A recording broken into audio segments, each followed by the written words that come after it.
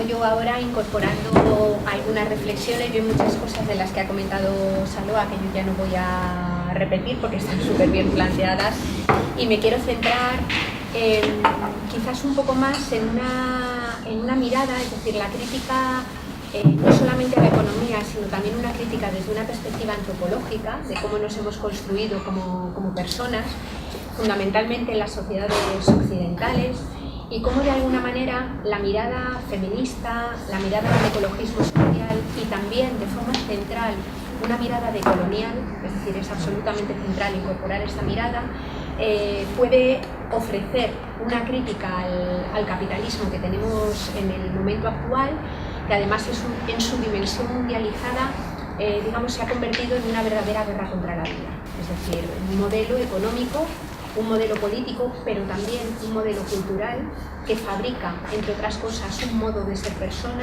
un modo de convivir con la tierra y entre las personas que directamente se desarrolla en contra de las bases materiales que permiten sostener nuestra existencia, ¿no? Yo voy a hablar sobre todo de ecofeminismos, porque como en todo movimiento social hay miradas muy diferentes, ¿no?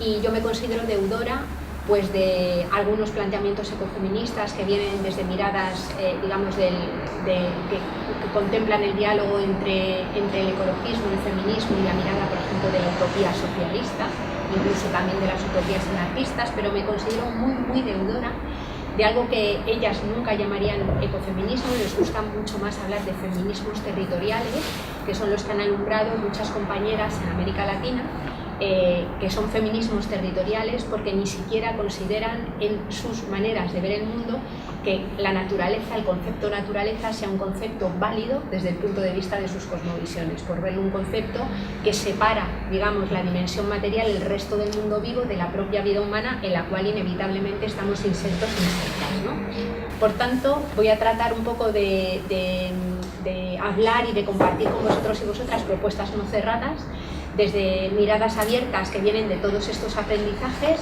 pero siendo conscientes de que, como muy bien decía Saloa, la objetividad siempre está situada, y que yo pues soy una mujer que vive en Madrid, que he vivido toda la vida en el medio urbano, en un país occidental, y que vengo de donde vengo, y eso configura mi mirada y la hace pues una mirada más a complementar con muchas otras que son absolutamente imprescindibles y que para nada tienen por qué ser convergentes, ¿no?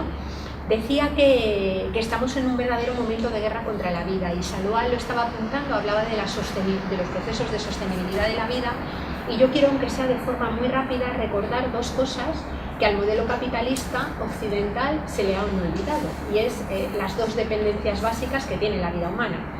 Somos seres radicalmente ecodependientes, entre otras cosas somos naturaleza, y nuestra vida no puede transcurrir al margen del medio natural en el que estamos insertos y del cual formamos parte. Y esto es una cosa que, como muy bien decía Saloa, al considerar el sistema económico como un ente autónomo e independiente de todos los demás, pues ha configurado unos instrumentos económicos que son nefastos desde ese punto de vista. Es decir, si la naturaleza se considera desvinculada de la tierra, lo que sucede es que empieza a no ser perceptible un elemento básico, un rasgo inherente de la vida humana, que es el hecho de transcurrir en un planeta que tiene límites físicos. Esto es crucial. Hay límites en aquello que llamamos no renovable, como son los minerales de la corteza terrestre, que podrán ser utilizados simplemente hasta que se agoten o no sea rentable energética ni económicamente su extracción. Luego hablaremos de las otras dimensiones sobre derechos humanos y respeto a otras vidas, ¿no? En segundo lugar, tenemos bienes que llamamos renovables, como es la fertilidad de un suelo, el aire que respiramos, el agua, ¿no? Que también tienen límites, porque tienen una tasa de regeneración, es decir, una velocidad en el funcionamiento de los ciclos naturales, que cuando es superada, es decir, cuando son utilizados, cuando son explotados a una velocidad más grande de su tasa de regeneración, directamente topamos también con sus límites. Estoy hablando desde una perspectiva absolutamente antropocéntrica, digamos, que se refiere a la naturaleza en términos estrictamente de recursos, porque estoy haciendo la crítica al modelo que los considera como tal, ¿no? Y en último lugar tenemos también otra tercera fuente de limitación, que es lo que se denomina en ecología los sumideros del planeta. que son procesos biogeoquímicos que degradan los residuos que se generan. Bueno, pues esos sumideros tienen también un funcionamiento cíclico y cuando el flujo de residuos es mucho más rápido, digamos que el funcionamiento de esos sumideros del planeta, se producen acumulaciones de esos residuos tóxicos que envenenan el aire, el agua o la tierra y aparecen los fenómenos que llamamos de contaminación. Lo que hoy llamamos cambio climático no es más que una acumulación brutal de residuos generados en la combustión de los combustibles, de las energías fósiles, digamos en la atmósfera, en el agua, en los suelos, que han terminado de alguna manera por variar, por cambiar radicalmente las reglas del juego que organizan todo lo vivo y que han venido organizándolo durante las últimas decenas de miles de años, ¿no? Bien, lo que sucede es que todos esos bienes que existen en la corteza terrestre, que se derivan de estos ciclos naturales, son bienes que preceden a la propia existencia del ser humano, es decir, Homo sapiens lleva aproximadamente unos 200.000 años en este planeta, lo cual es, vamos, un pestañeo en la historia de la vida. Obviamente los ciclos naturales, los minerales de la corteza terrestre preexistían a los seres humanos, ¿no? Y por otro lado, todos esos bienes naturales o esos recursos finitos no son fabricables ni controlables por los seres humanos y su tecnología. Esta es una cuestión básica porque dentro de la economía y de la mirada de la cosmovisión occidental, más bien se ha considerado que la economía y la propia tecnología, la propia ciencia que se había conformado durante el periodo de la modernidad es absolutamente capaz de controlar, dominar y someter la naturaleza a su voluntad con procesos, digamos, que se derivan del conocimiento y de la exploración humana, ¿no? Una forma de entender la tecnociencia que obviamente tuvo sus detractores ya en el mismo momento de la aparición, pero que ha sido absolutamente funcional, ha sido una de las palancas clave, digamos, para la extensión de este capitalismo que, como se decía, es patriarcal, es ecocida y es colonial, ¿no? Es una pata absolutamente central. Pero no solamente, como decía Saloa, somos seres ecodependientes y sujetos a los límites físicos de la Tierra, sino que somos también seres profundamente interdependientes. Ahí no voy a incidir mucho porque ya lo planteo estupendamente, ¿no? Somos seres interdependientes, la vida humana, la vida de un ser humano en solitario es radicalmente inviable, siempre va a necesitar desarrollarse en un entorno que a lo largo de toda la vida, pero sobre todo en algunos momentos especialmente vulnerables del ciclo vital, como es la infancia, la enfermedad, la diversidad funcional o la vejez, van a necesitar de ese acompañamiento para cuidar de los cuerpos vulnerables, ¿no? Entre otras cosas. Y no solamente de ese cuidado material, sino que incluso hasta para amarnos y querernos a nosotras mismas, necesitamos ser reconocidas por una comunidad que nos acoge, que nos nombra, que nos da valor, que nos reconoce, que interactúa con nosotras y que permite que conformemos una mínima autoestima, un mínimo respeto incluso por nosotras mismas, ¿no? Es decir, hasta ese amor por nosotras mismas se consigue en unas relaciones de absoluta reciprocidad, en unas relaciones comunitarias, ¿no? Bueno, pues lo que sucede es que, como se decía, esos trabajos históricamente son realizados mayoritariamente por mujeres. Y desde mi punto de vista, no porque las mujeres estemos mejor dotadas genéticamente para cuidar de los cuerpos vulnerables, sí para gestar y parir, es un universal insoslayable, pero a partir de ese momento, digamos desde el nacimiento hasta la muerte, hombres, mujeres, comunidades, instituciones tienen las capacidades, la potencialidad y yo me atrevería a decir la obligación de ocuparse, digamos, corresponsablemente del cuidado de los cuerpos, porque nadie puede vivir sin cuidados y por tanto nadie debe de poder vivir sin aportar recíprocamente en la tarea de cuidar, ¿no? Ser ecodependientes y estar sujetos a los límites, ser interdependientes y por tanto asumir la vulnerabilidad de cada cuerpo humano nos implica pensar en que la vida no es una certeza. Por el hecho de haber nacido, la vida no se convierte en un hecho cierto hasta su muerte, sino que la vida humana es una posibilidad que se desarrolla en la medida en la que se dé en entornos en donde se interactúa con la naturaleza para obtener lo que necesitamos para sostener la vida y en la medida en la que se da en una estructura comunitaria y social que garantiza esa atención y ese cuidado de los cuerpos que es insoslayable para poder sostenerla, ¿no? Por eso, como muy bien decía Saloa, desde una perspectiva ecofeminista hablamos de los procesos de la sostenibilidad de la vida, porque la vida humana, como toda la vida, no es algo que se sostenga ella sola, hay que sostenerla deliberada y explícitamente, es decir, esa vida humana requiere trabajo, requiere bienes, requiere relaciones y requiere interacción para poder ser sostenida, ¿no? Con frecuencia, muchos compañeros queridos del movimiento ecologista han hablado de la necesidad de sostener el planeta o de la sostenibilidad del planeta. A ver, el planeta se sostiene solo, él solito. Lo que hay que ponerle el foco es en cómo sostenemos la vida humana en un planeta que compartimos con el resto del mundo vivo, en un planeta que de alguna manera tiene dinámicas naturales que además en este momento están totalmente alteradas, y en un planeta que tiene límites físicos que ya se encuentran translimitados, es decir, en un planeta que se encuentra en una profunda crisis ecológica y material, siempre desde el punto de vista de los seres humanos y de sus necesidades y de nuestras posibilidades de mantenernos en él. Por tanto, la clave de la política y de la economía, desde nuestro punto de vista, es cómo garantizar procesos de sostenibilidad de la vida que sean justos, además.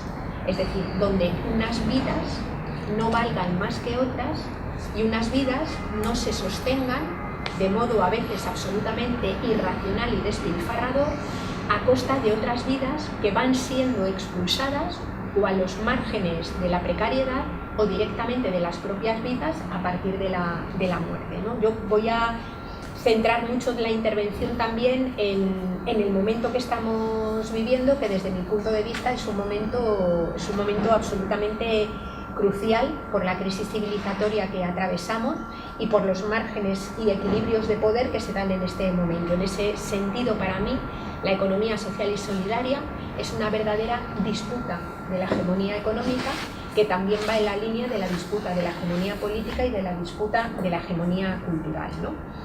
Bueno, pues si nos paramos un momento a tratar de ver cómo es posible o cómo hemos llegado a articular un modelo económico que se ha hecho hegemónico a través de procesos muy violentos de expansiones territoriales y coloniales, cómo ese modelo se ha hecho hegemónico, tenemos que de alguna manera pararnos a mirarnos a nosotros mismos y tratar de ver qué mitos, qué creencias han construido, digamos, esta forma de ser persona, esta antropología, que de alguna manera, como señalaba Saloa, han construido mitos como el del sujeto autónomo, como el del homo economicus, que se perciben a sí mismos desvinculados de la tierra, desvinculados y desresponsabilizados del cuerpo de los demás, incluso desvinculados del propio autocuidado y de su propio cuerpo, ¿no?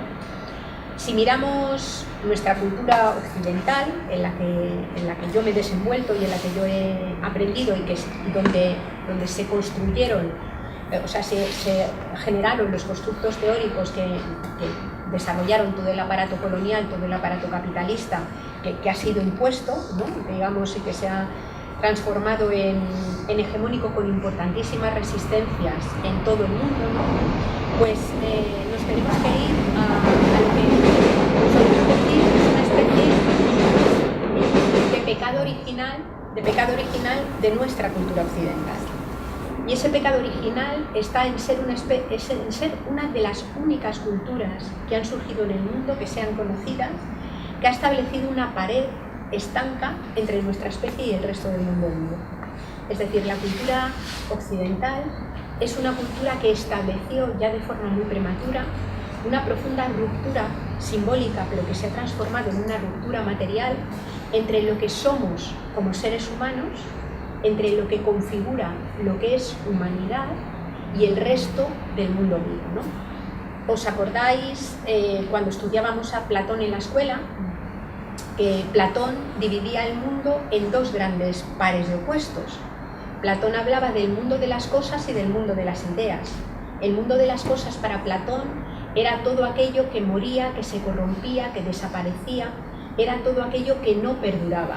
Para Platón, dentro del mundo de las cosas estaban pues, los árboles, el cuerpo humano, el cuerpo de los demás seres vivos, incluso una montaña o un río que, a pesar de que mutara en aquel momento de forma lenta, cambiaba y no se mantenía por procesos erosivos o por los propios procesos de la naturaleza, ¿no? Separado de ese mundo de las cosas, ese mundo material, intangible, mortal y corruptible, se encontraba el mundo de las ideas. Y en el mundo de las ideas, Platón situaba la capacidad de nombrar, la capacidad de conocer, la capacidad que él consideraba en aquel momento inmortal, digamos, de trascender a ese mundo de las cosas, que él lo situaba, digamos, en ese concepto amplio que se escondía detrás de la palabra alma. Las almas, de alguna manera, o la capacidad de razonar, de pensar y de nombrar, era algo que permanecía, que trascendía, que era inmortal, y precisamente lo que hacía a un ser humano, precisamente lo que le convertía en una persona, era el tener ese cuerpo inánime e inmortal habitado por un alma que era inmortal y que le daba sentido, ¿no? Bueno, esto que parece que es filosofía y que no tiene trascendencia, sin embargo, toma cuerpo político muy pronto dentro de la cultura occidental. Y nos vamos a cómo se conforma, por ejemplo, la noción de democracia cuando surge en Atenas, un periodo histórico del que hemos aprendido muchísimo y yo creo que tendríamos todavía muchas cosas que aprender, pero que tiene también importantes taras que lo lastran y anclan visiones sobre la naturaleza y las personas, ¿no?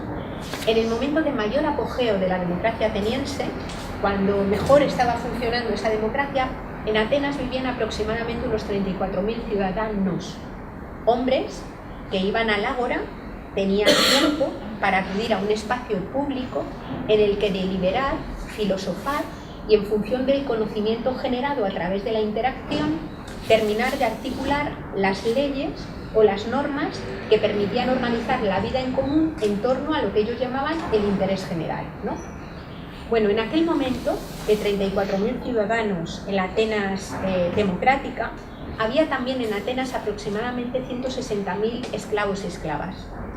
Esclavos y esclavas que no tenían condición de ciudadanía, que eran personas que habían sido capturadas en procesos de invasión de otros territorios, y esclavos y esclavas que se ocupaban básicamente de cultivar, pescar, extraer materiales de la corteza terrestre, fabricar los edificios en donde se debatía sobre la vida en común, es decir, se ocupaban básicamente de interactuar con esos bienes fondo de la naturaleza, porque la naturaleza no es directamente aprovechable o consumible por los seres humanos, para obtener los bienes y servicios que hacían falta para sostener las vidas, las de los ciudadanos que debatían en el ágora y las suyas propias, aunque en unas condiciones obviamente mucho peores, ¿no? Pero no solamente había 34.000 ciudadanos y 160.000 esclavos y esclavas, sino que es de suponer que hubiera unas 34.000 esposas de ciudadanos. Esposas de ciudadanos que tampoco tenían categoría de ciudadanía, que no iban al ágora ni debatían sobre la vida en común y se ocupaban de que en un espacio radicalmente separado de ese nuevo espacio político, el espacio doméstico, la vida se sostuviera cotidiana y generacionalmente. Parían hijos e hijas de ciudadanos y se ocupaban de que ese entorno doméstico, obviamente en una situación de privilegio superior a la de esclavos y esclavas, en ese espacio se reprodujera cotidiana y generacionalmente la vida, separada, digamos, de ese espacio público, ¿no? Si traigo esto aquí es porque ahí se conforma la noción básica de sujeto político. Es decir, ya en aquel momento se conforma la noción de lo que luego se ha entendido y ha cristalizado en la historia posterior como sujeto político. Y la noción de sujeto político nace de forma abstracta, nace descorporeizada y desterritorializada. Se considera que es sujeto político un sujeto que no es consciente ni tiene práctica real de esa interacción con la naturaleza para sostener la vida, ni tampoco tiene práctica real de cómo se reproduce y se mantiene cotidianamente esa vida. Ese sujeto político se conforma como algo aparte de esas dos dimensiones materiales, y ese sujeto político abstracto, el problema es que se acaba conformando como si fuera el sujeto universal. Es decir, muy pocas personas en aquella Atenas podían, digamos, utilizar el tiempo social que producían otras personas para ponerlo al servicio del espacio público.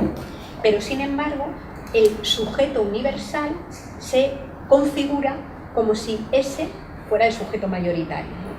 Claro, en la historia posterior, ese modelo de sujeto ha ido cristalizando y nos lo fuimos encontrando en la escolástica y en toda la Edad Media, y nos lo fuimos encontrando en todo el proceso, digamos, colonial, cuando este sujeto abstracto, descorporizado, desterritorializado, invade también otros lugares, somete también otras culturas a las que no tiene ningún empacho en considerar como poco civilizadas o como más cerca de la animalidad que de la humanidad, ¿no?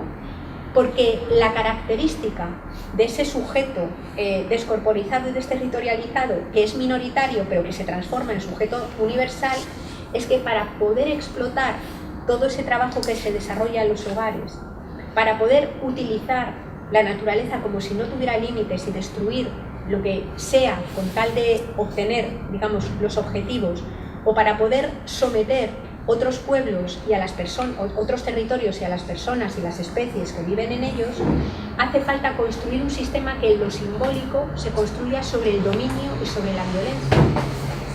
Y lo que sucede es que ese sujeto, que es el sujeto patriarcal, se construye de alguna manera despreciando, subordinando, invisibilizando y estigmatizando, digamos, a otros sujetos, otros pueblos, otras culturas y otras especies que se consideran funcionales para, digamos, el desarrollo de ese sujeto, de ese propósito o sujeto universal, ¿no?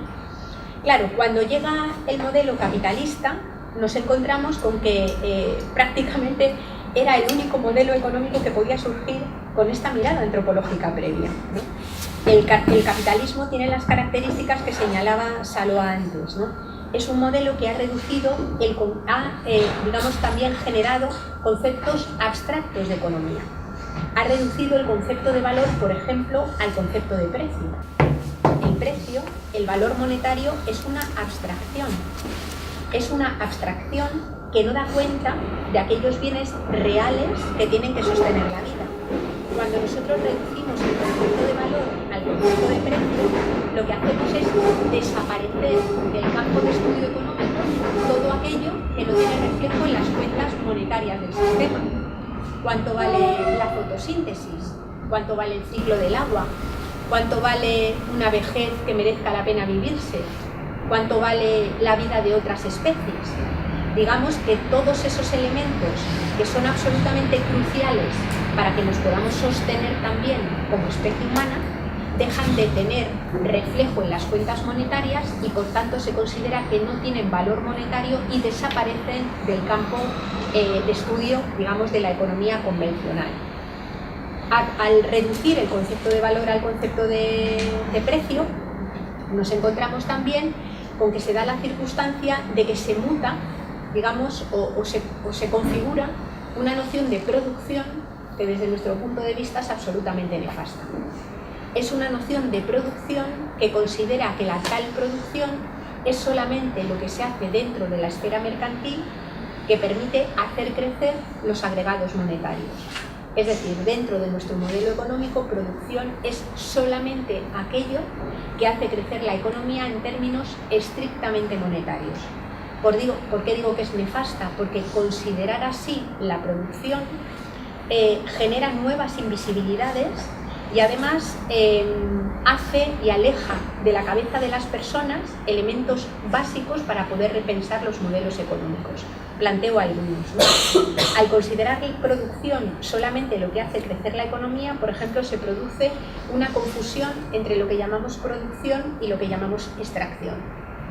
La extracción es sacar de la tierra minerales de la corteza terrestre o recursos que eran preexistentes, es decir, no se ha producido nada, era preexistente y se ha sacado. Lo que se paga es sacarlo, es el extractivismo. Pero confundir producción con extracción es tremendamente peligroso porque hace ignorar o aleja de la cabeza de la gente la idea de límites. Nadie, ninguna persona adulta, va al dentista y vuelve diciendo que le han producido una muela, porque sabe perfectamente que te la han sacado y que detrás de esa no viene otra, vamos, que te has quedado sin la muela. Y básicamente, cuando estamos hablando de producción de petróleo, cuando estamos hablando de producción de cobre o de producción de oro, estamos interiorizando dentro de nuestras cabezas que eso es posible producirlo. No, se extrae y no vuelve a estar. Y en el momento actual en el que estamos, en el que se han superado los límites físicos del planeta, estamos viviendo un momento en el que el extractivismo, como práctica política central, se está llevando por delante territorios y vidas de personas que viven en ellos, con una terrible violencia. Por eso el asesinato de las personas defensoras de la tierra, por eso la denuncia y la lucha que están llevando a cabo hombres y mujeres, pero mayoritariamente mujeres como lideresas, digamos, en muchos de estos territorios, tratando de defender la integridad territorial, que a la vez es percibida como la integridad de los propios cuerpos y las posibilidades de mantenerla. Si llamamos producción solamente a lo que hace crecer la economía, un segundo problema que tenemos es que dejamos de preguntarnos por la naturaleza de la actividad que sostiene ese crecimiento económico. ¿A qué me refiero? Como solamente damos valor a la dimensión que tiene valor en el mercado, que es la monetaria, medimos la producción estrictamente en términos monetarios y las sociedades, las mayorías sociales, dejan de preguntarse por qué se produce, a costa de qué se produce y para quién se produce. Pongo un ejemplo. Dentro de nuestro modelo económico llamamos producir a fabricar bombas y llamamos producir a cultivar trigo. Ambas producciones, desde el punto de vista de las necesidades humanas, son radicalmente distintas. Yo creo que nadie duda en entender que cuando usamos lo producido, en el caso de las bombas, difícilmente podemos decir que se están satisfaciendo necesidades humanas. Sin embargo, dependiendo, habría que matizar ahí mucho, dependiendo de cómo se cultive, a priori lo producido en el caso de la producción de alimentos sirve directamente para satisfacer necesidades humanas. Al medirla en euros, solamente miramos el beneficio económico que deja la producción de armamento y lo comparamos con el beneficio económico que deja la producción de alimentos. Ambos se confunden porque se miden en la misma unidad. No nos preguntamos por qué es lo que se satisface con esa producción. Y eso hace que, como decía Jorge Rietzmann en un poema, que no es la única persona que conozco que le haya escrito un poema, el Producto Interior Bruto, como decía Jorge Rietzmann en un poema, esa forma de medir, esa forma de confundir y de fusionar, no nos...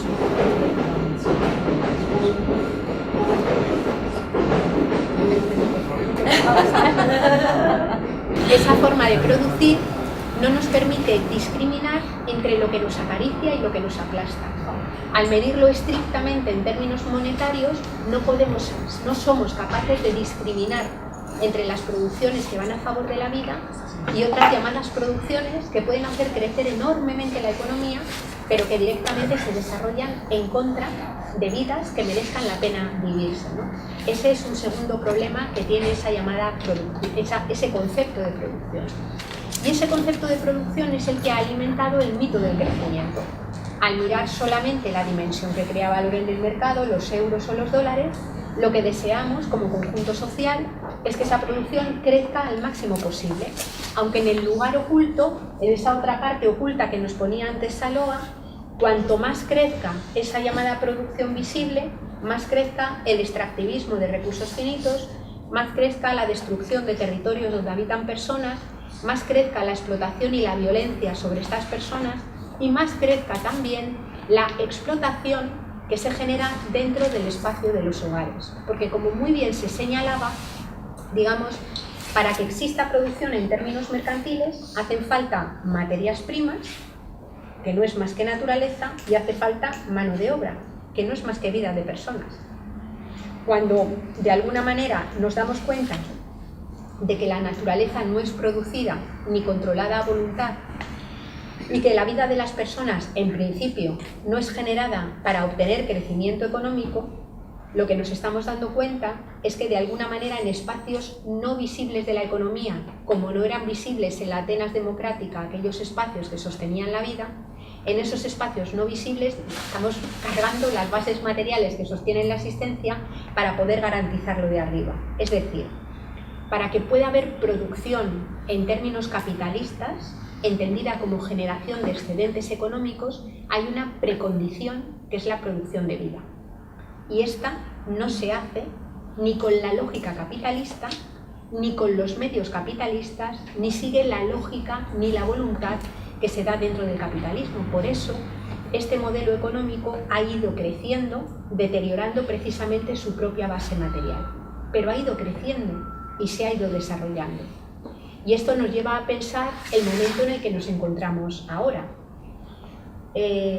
La lógica del capital y la generación de lo que se llamó en Occidente el estado del bienestar, es decir, ese periodo de los 30 gloriosos que duró desde después de la Segunda Guerra Mundial prácticamente hasta los años 70, fue un modelo que, siguiendo la lógica colonial y la lógica tan eurocéntrica, fue un modelo que se construyó solamente para una pequeña parte de la población, es decir, lo que se llamó estado de bienestar nació en el mundo occidental, podríamos decir Europa occidental, por resumir Estados Unidos, quizás Japón, y fue un modelo que se basó en una forma de producción y de trabajo que utilizó cantidades ingentes de materiales de la corteza terrestre.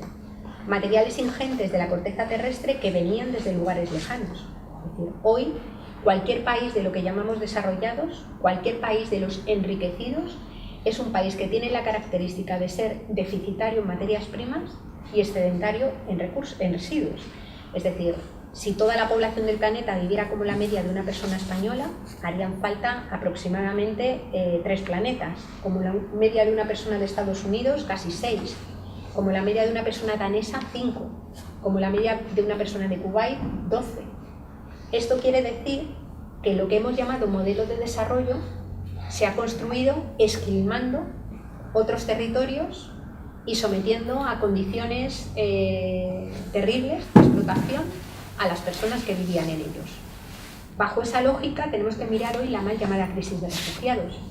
Cuando vemos lo que sucede en la frontera de Estados Unidos o las fronteras de Europa, lo que vemos es que en estas fronteras se agolpan personas que han salido de sus países, muchas veces por cuestiones de fondo que tienen que ver con guerras, por el uso de los recursos, y muchas veces también por expulsiones forzosas, por dinámicas de destrucción del hábitat, de pérdida de hábitat, fruto de calentamiento global. Es decir, esas personas salen de sus países, cuando llegan a las fronteras no se les permite entrar, pero la paradoja es que esas fronteras se siguen abriendo y cerrando todos los días para que entren materiales, energía, alimento y también capacidad de trabajo de las personas que han sido expulsadas de sus territorios. Por eso, y yo voy a ser muy provocadora, yo creo que en el momento actual del capitalismo mundializado, con la crisis ecológica y crisis de reproducción social en marcha, para mí no hay ninguna duda, y lo podemos discutir, de que la verdad material que se esconde en este momento debajo del capitalismo es puro fascismo. En el sentido de que de alguna manera, si cambiamos lo que Hitler denominó espacio vital por huella ecológica, lo que nos encontramos es que hay sectores privilegiados que sostienen sus estilos de vida gracias a que sistemáticamente otros territorios, otras personas y otras especies van siendo expulsadas. Y cuando digo que es fascista también a lo interior, digamos, de los países que hasta hace poco se llamaban ricos. Y si miramos también dentro de estos países, en donde se construyó incluso los estados de bienestar, nos encontramos que las dinámicas de exclusión, que las dinámicas de explotación del trabajo de las mujeres dentro de los hogares, porque como muy bien decía Saloa, cuando se empiezan a deteriorar incluso raquíticos servicios públicos que existían, todo eso que se deja de cubrir con dinero público y con la solidaridad social cae dentro de los hogares y en un marco de relaciones no equitativas son mayoritariamente mujeres quienes están cargando sobre sus espaldas y sus tiempos, digamos, atender lo que dejamos de cubrir de forma colectiva. Pero aparecen también un deterioro importante incluso dentro del llamado trabajo, y ahora me refiero solo al empleo.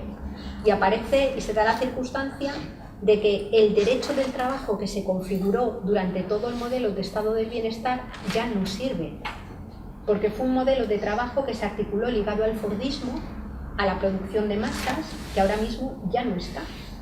Incluso sectores sindicales han asumido esa especie de derecho del trabajo de la emergencia, que asume la flexiseguridad, que asume los contratos de 0 horas o que asume determinados deterioros en las condiciones laborales que hacen que incluso las personas que tienen empleo sean personas pobres. En ese marco es en el que nos estamos encontrando y desde mi punto de vista o articulamos una respuesta autodefensiva y de construcción potente, o lo que sucede es que lo que Naomi Klein llamaba la maquinaria de la doctrina del shock nos va a pasar por encima como una pisonadora. De hecho, ya le está pasando a muchas personas como una pisonadora. Por eso a mí me parece clave articular una disputa de la hegemonía económica, hegemonía política y hegemonía cultural. Y eso yo creo que no solo no es un movimiento omnicomprensivo, pero los ecofeminismos tienen claves para poder hacerlo. Y los ecofeminismos, cuando dialogan, digamos, con la economía social y solidaria, se transforman en una estrategia y en una herramienta potente, con esa dimensión amplia de la economía social y solidaria, que no es solamente la de las empresas que se articulan bajo la fórmula cooperativa, sino todo el entramado social que de alguna manera pone en el centro la vida, es decir, coloca las condiciones de vida de las personas como absoluta prioridad. No es fácil hacerlo. No es fácil hacerlo porque no es fácil construir autodefensa y construir organización alternativa, como decía Saloa, en un sistema que, sin embargo, plantea justamente todo lo contrario. Y por eso nos estamos encontrando como, cuando las propuestas de la economía social y solidaria, incorporando esta dimensión crítica, empiezan a convertirse en algunos lugares también tímidamente todavía en política pública, saltan todas las alarmas y se generan unas respuestas violentas y defensivas terribles, porque lo que es obvio es que estamos en una situación de conflicto y disputar el conflicto no se va a hacer de buen rollo, me parece a mí. Es decir, hay elementos claves en este conflicto que tenemos que ser capaces de organizarnos para poder articular. Quienes están, por ejemplo, sufriendo el extractivismo en Colombia, en Ecuador o en Palestina, en Sáhara, incluso ya dentro de nuestros propios territorios, saben bien la dureza con la que se confronta y digamos, la violencia del modelo.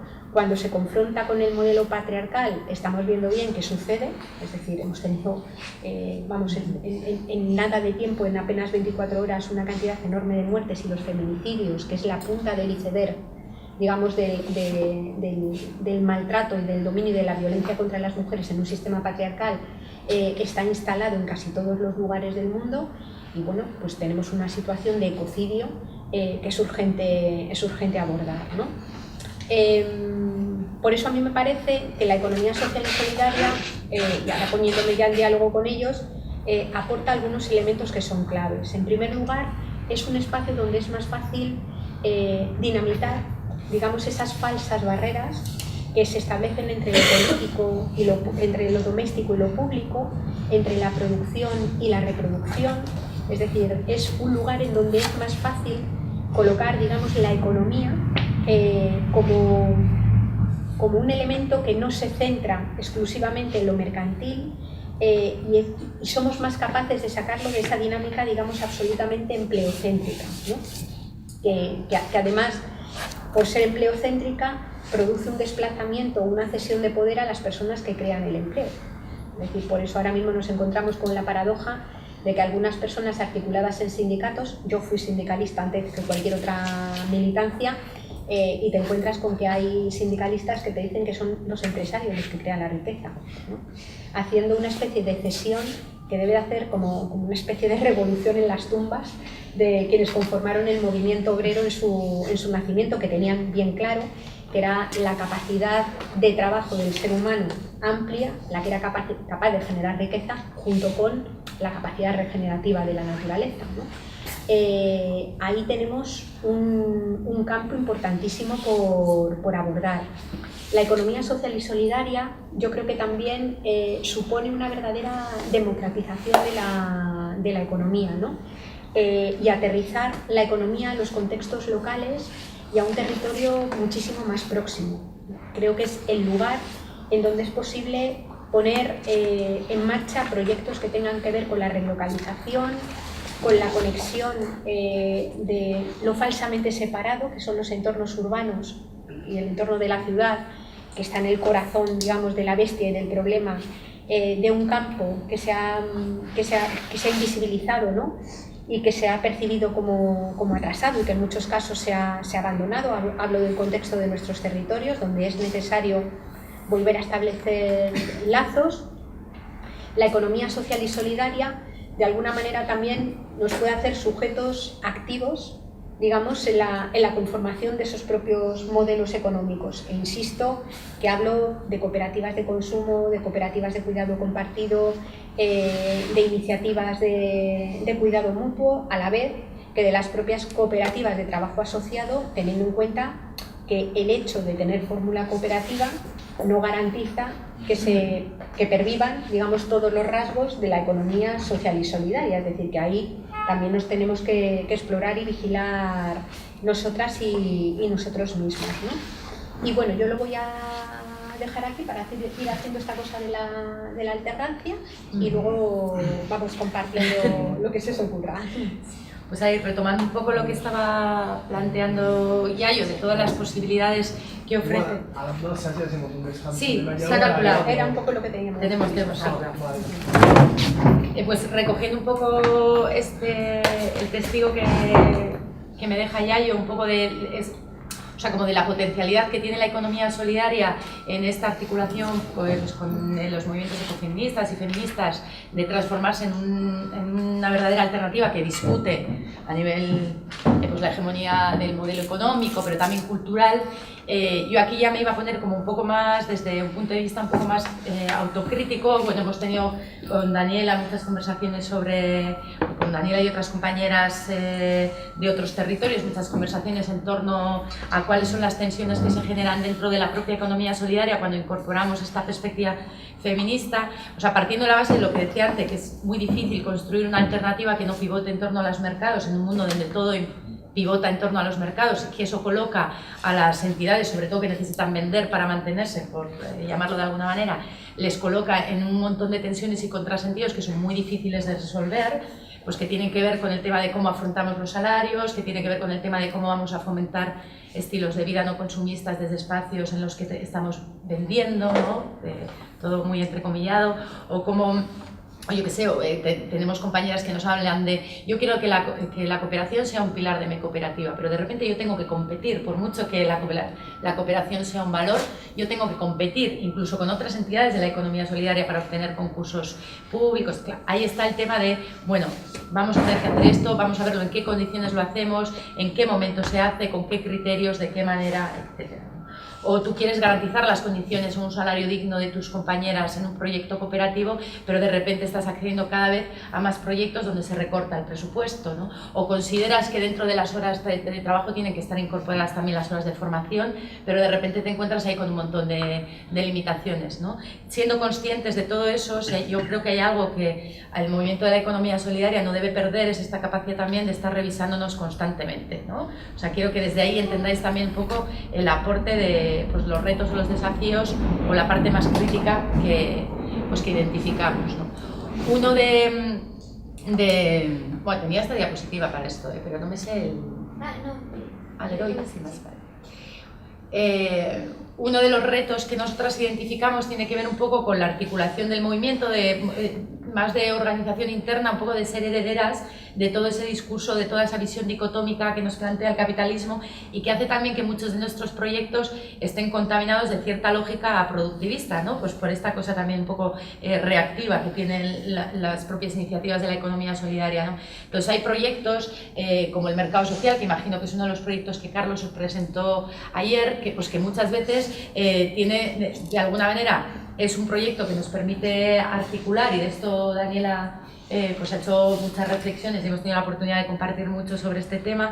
Nos permite articular todo lo que tiene que ver con la esfera productiva, pero todo lo reproductivo, que al final es lo que está sosteniendo nuestras causas también, y que es un trabajo protagonizado muchas veces por mujeres dentro de las organizaciones, o sea, no entra dentro del discurso y no adquiere categoría política, ¿no? Yo que sé, un ejemplo que podemos poner son las comisiones de comida que se organizan dentro de determinadas huelgas o determinados momentos en los que un conflicto social o laboral se sostiene durante mucho tiempo.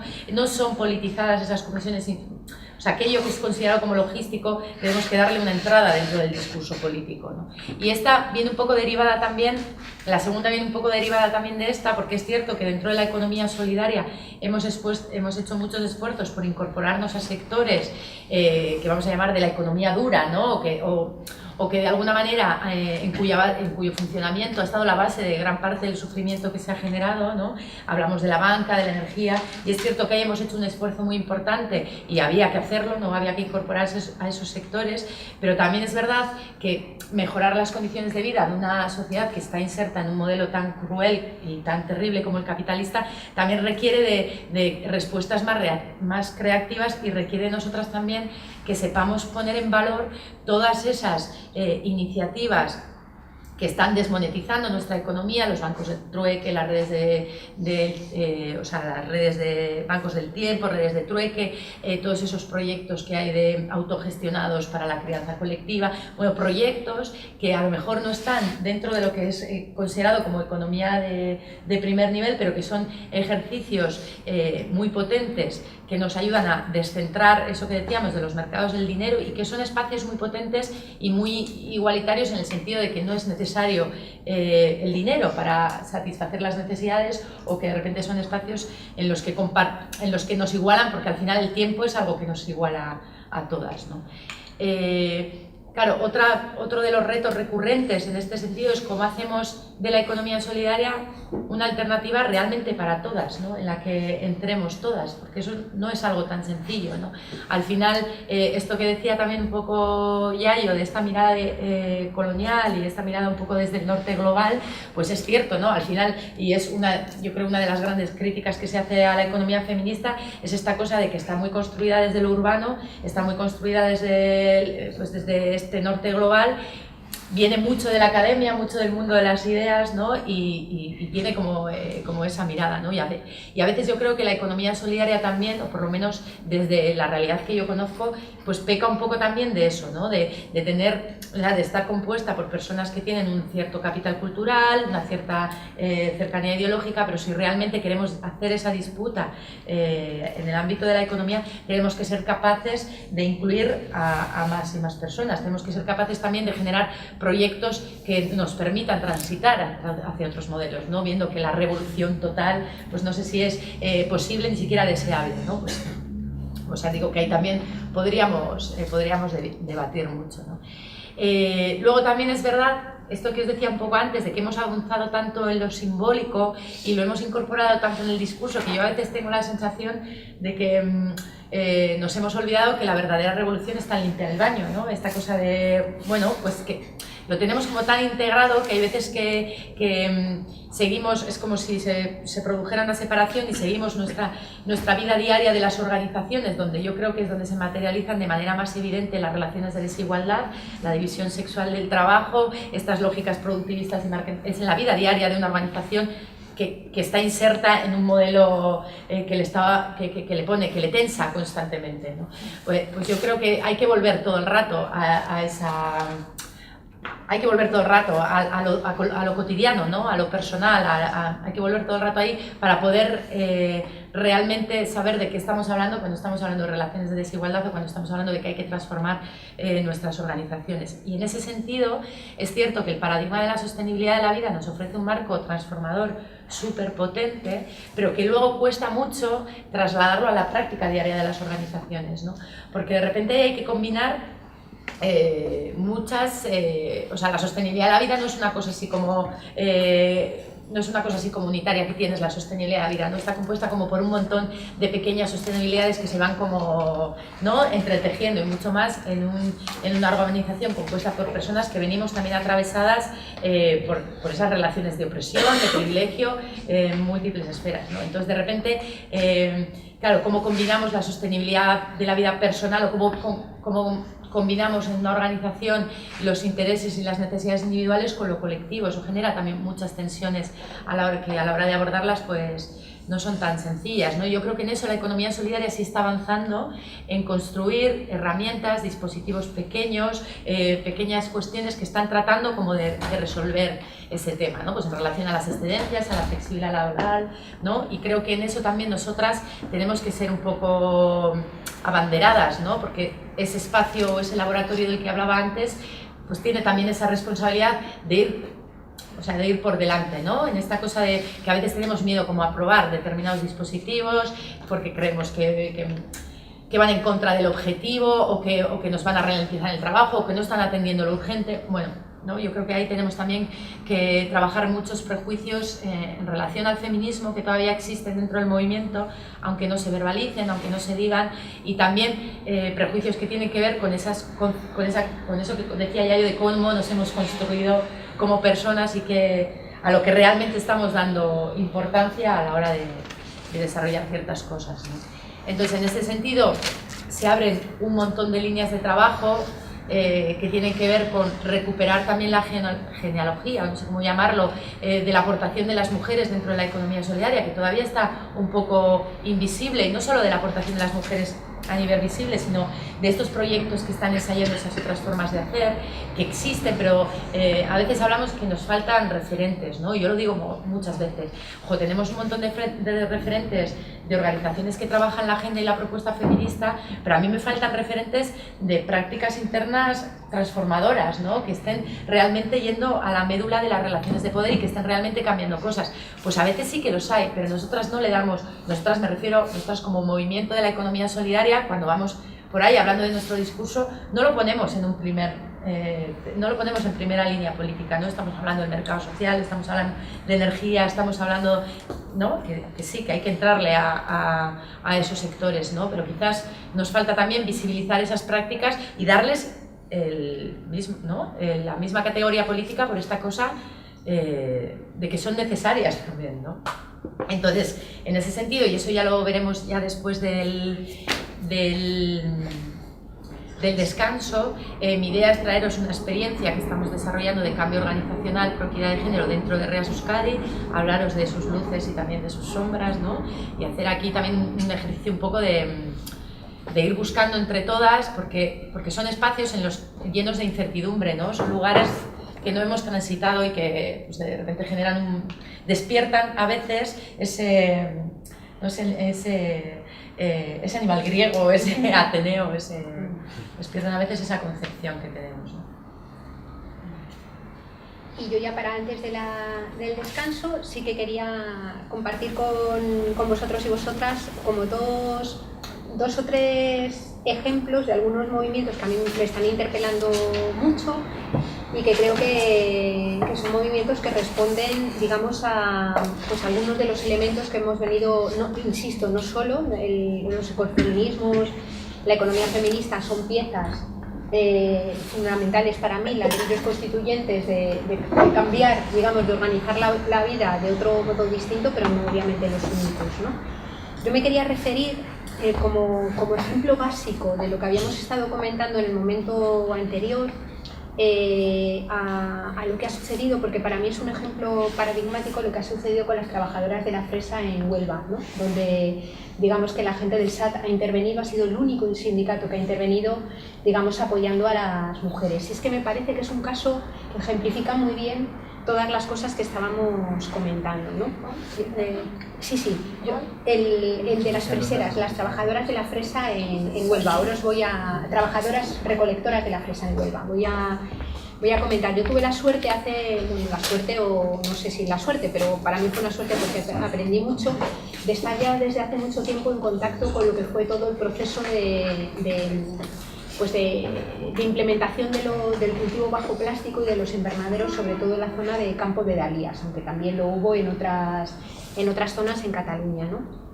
Claro, nos encontramos ahí con un modelo productivo que encarna en este momento todas esas dimensiones del ecocidio, del patriarcado y del capitalismo más injusto, ¿no? Es un modelo en el que tú estás cultivando, digamos, bajo plástico. Para poder cultivar bajo plástico y de forma intensiva, hace falta en primer lugar plástico, que es un derivado de petróleo, que obviamente no hay en todo el territorio del Estado español. Hace falta incorporar, en el caso de la fresa, son suelos que sean, digamos, suelos que se han obtenido tumbando pinar previamente, pero en el caso de Campo de Dalías es arena de desierto. Y hace falta incorporar fosfatos, nitratos, nutrientes al suelo, que en el caso de la economía del Estado español vienen mayoritariamente del Sáhara y de Argelia, es decir, vienen de fuera. Hace falta también utilizar cantidades ingentes de productos pesticidas y de agroquímicos que son derivados del petróleo. Hace falta utilizar agua que no hay en la zona, es decir, extraída de acuíferos fósiles en muchos casos, que se han salinizado irreversiblemente o que se han perdido, es decir, desde el punto de vista ecológico es un cultivo absolutamente insostenible, ¿no? Pero además hace falta, para poder cultivar, digamos, si ha sido una historia ha sido la historia de los invernaderos. Esos invernaderos se instalaron inicialmente con capital holandés. Al principio, sobre todo en la zona de Dalías, fue flor cortada, bulbos, engordar los bulbos de flor. Y empezó con trabajo con mano de obra autóctona de la zona, en una zona que cambió, que pasó de ser de las zonas con peor renta per cápita de todo el Estado español a ser una de las más altas en tiempo récord, en toda la zona de Dalías, ¿no? Es decir, que la gente rápidamente empezó a tener importantes ingresos en aquel momento. Lo que ha venido sucediendo es que, según la población autóctona tenía mejores condiciones laborales, empezó a tirar del trabajo migrante. Fundamentalmente, al principio, el norte de África, luego el sur del Sáhara y posteriormente Europa del Este. Al principio, trabajo mayoritariamente masculino, ¿no? Cuando llegó un momento en el que empezó a haber importantes tensiones, en los años 90 fueron importantes tensiones en la zona del Ejido, del Maresme, donde se llegaron a quemar pues los cortijos en donde vivían en condiciones infrahumanas migrantes. Los migrantes también, obviamente, entraron en las ciudades y en los pueblos reclamando visibilidad y espacio público. Bueno, pues cuando empezó a haber tensiones con los hombres, lo que se produjo fue un desplazamiento hacia trabajadoras mujeres, que eran percibidas pues, como más sumisas, como menos generadoras de problemas, ¿no? El conflicto de la fresa volvió a aflorar ahora, hace un poco tiempo, hace unos meses, a raíz de que saltara la noticia en un medio de comunicación alemán y que fuera asumida la denuncia trabajada por el Sindicato Andaluz de Trabajadores del Campo, que las trabajadoras, que eran mayoritariamente marroquíes, sufrían acosos y abusos sexuales, ¿no? Lo significativo de este caso es ver cómo se produce la reacción. O sea, solamente el SAT ha acogido la denuncia de estas mujeres. El SAT, el Sindicato Andaluz de Obreros del Campo. Comisiones Obreras y UGT hicieron exactamente las mismas declaraciones que había hecho la patronal de la fresa, que fue decir, cuidado, no vayamos a teñirlo todo y pongamos en riesgo el sector, que es un sector que factura 200 millones. Claro, lo que les está pasando a estas mujeres en ese... Bueno, quería un poquito poner el debate sobre estas cosas que me parecen muy interesantes. No sé si lo vamos a hacer después de... o sea, que me sobre calle este ahora caso, ¿no? que me calle después, ¿no? Básicamente, ¿no? No, que hay tiempo, pero digo, no sé si luego, o sea, como me parece muy sí, luego interesante. vamos a retomar el debate. La clase está preparada, ¿eh? Sí. O sea, yo quiero quiero decir una cosa, no que he visto ahora, digo, me falta. No, yo quería exponer como 3 ejemplos que luego serán retomados como líneas de trabajo en la segunda parte junto con otros que va a plantear Saloa. Sí. Bueno, lo que digo es que a ver por dónde iba. Bueno, que tiene un elemento ecocida claramente, tiene un elemento injusto por capitalista, pero tiene un elemento triplemente patriarcal. En primer lugar, el patriarcado capitalista, que contrata mujeres porque las cree que las puede explotar en mejor medida, ¿no? En este caso, se ha llegado a decir, en lenguaje políticamente correcto, que se contratan mujeres porque las mujeres tenemos los dedos más delicados para coger las frutas sin espachurrarla, como si un hombre no fuera capaz de coger una cosa delicada sin escacharla, vaya. En segundo lugar, decían que el cuerpo de las mujeres está preparado genéticamente para estar más tiempo agachado, ignorando, digamos, la cantidad de agricultores, que ha habido también hombres a lo largo de toda la vida, ¿no? Y que a las mujeres le duele el costillar igual que a los hombres cuando se agachan, ¿no? Es decir, hay un patriarcado y además es un patriarcado que se ha aliado con las poblaciones también, con los gobiernos también en origen, y que contrata mujeres entre 19 y 35 años, entre 29 y 35 años, que a ser posible tengan hijos menores de 14 años, porque son conscientes de que si las mujeres tienen hijos menores de 14 años, cuando termina la temporada de la fresa van a volver. Mientras que dudan de que los hombres, teniendo hijos en las mismas edades de criar, se vean obligados a volver. Es decir, ese rol de cuidadoras que asigna de forma no libre el patriarcado es utilizado como elemento central de explotación laboral en este caso. Hay un segundo patriarcado, que es el de los manijeros o el de los capataces, digamos, que estando igual de explotados que estas mujeres, sin embargo, se sienten capaces de abusar, de someter o amenazar a las mujeres de que si no se dejan tocar o sobar o abusar, no van a volver a ser contratadas, y lo hacen simplemente porque son hombres, porque ejercen el privilegio que supone ser hombre en una sociedad patriarcal. Y un tercer patriarcado, que es el de origen. Estas mujeres tienen miedo también de denunciar públicamente y de mostrar la cara porque creen que sus maridos en los países de origen, si se enteran, no les van a permitir volver. Es decir, es un ejemplo clave de cómo un sector que se considera muy productivo se sostiene sobre esa triple pata colonial, patriarcal y ecocida, ¿no?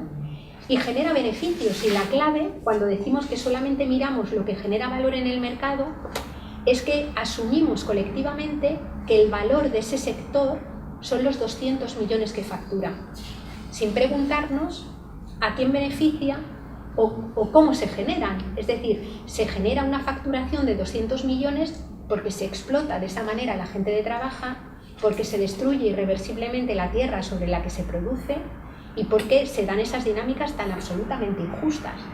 Porque si pretendimos revertir o mejorar las condiciones de vida de las personas que están implicadas en el sector, ese sector ya no tiene esos beneficios. Por tanto, el modelo coloca los beneficios contra las vidas decentes y las posibilidades, es decir, nos olvidamos que lo que se produce finalmente es fresa, que es una parte ínfima de la dieta que comemos todos los días para mantenernos vivos, ¿no?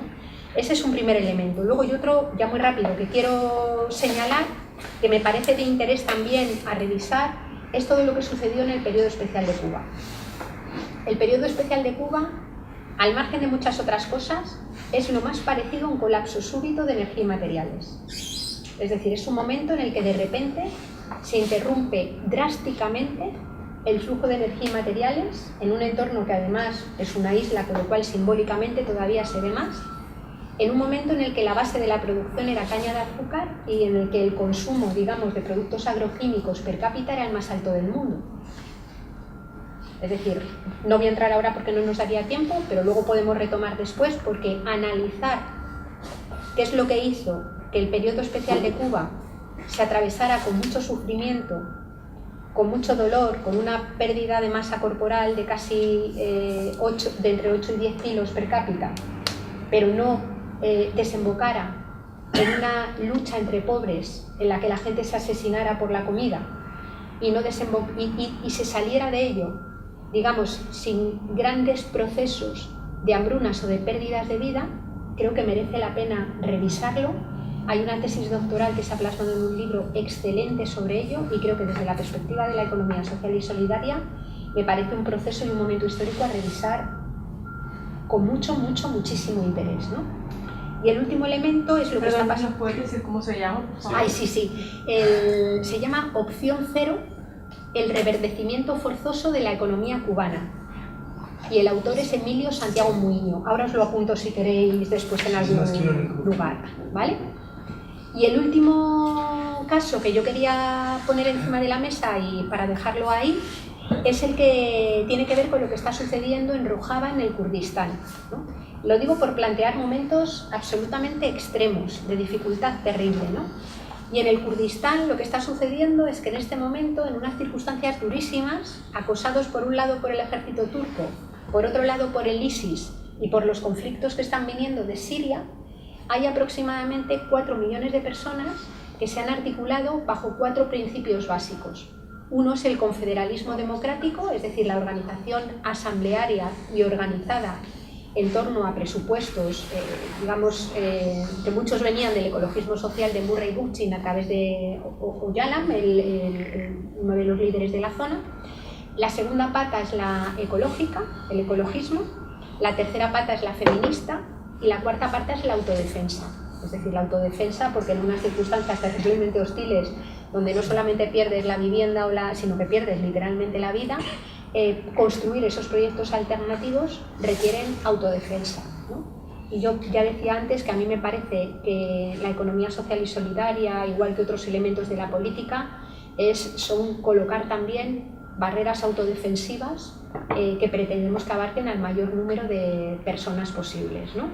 Bueno, son 3 elementos que quería dejar ahí puestos encima de la mesa porque creo que ofrecen claves en circunstancias pues, muy extremas que nos pueden permitir también analizar desde esa perspectiva que integra el ecologismo y el feminismo, insisto, con esa mirada transversal de colonial que a mí me parece clave, pues el modelo a recomponer. Y la hemos clavado. Total.